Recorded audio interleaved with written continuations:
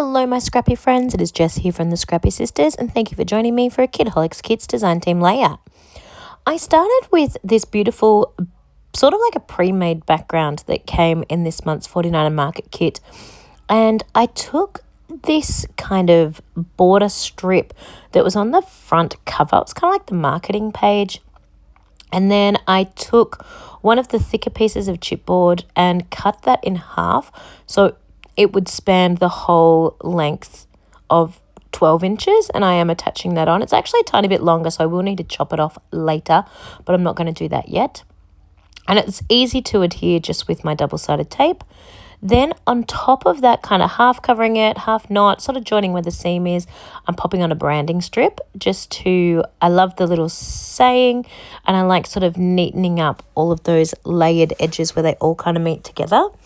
Then I'm going to add some layers around where the pre-made clusters or the pre-made layers are already printed on the page. I'm also going to add in my own, and I'm going to just pile up a whole bunch of different bits and bobs that came in the Tim Holtz pack.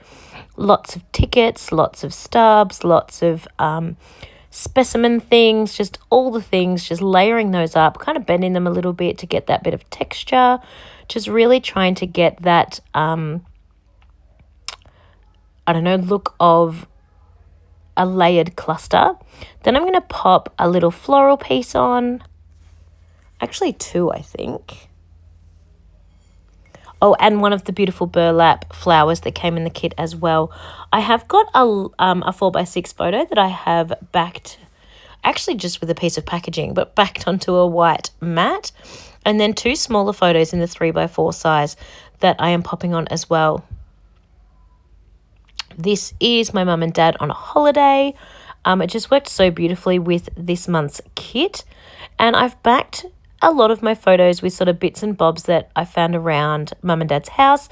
So the photo here, you can kind of see some writing on the back of that photo. That's because it was a gift card. So I've just backed the white, the white cardstock there, just using up things and bits and pieces that we have around the home as well for matting the photos and things like that.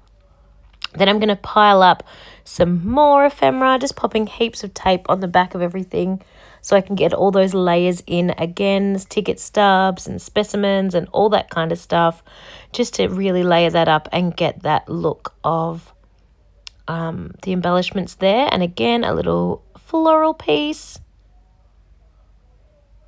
and a little burlap flower. They are so cute, and that little bead in the center just really finishes it off, which is just gorgeous. Then I've got a few more bits that I'm going to pop under this third photo. That's my dad at a winery, one of the stops on their road trip.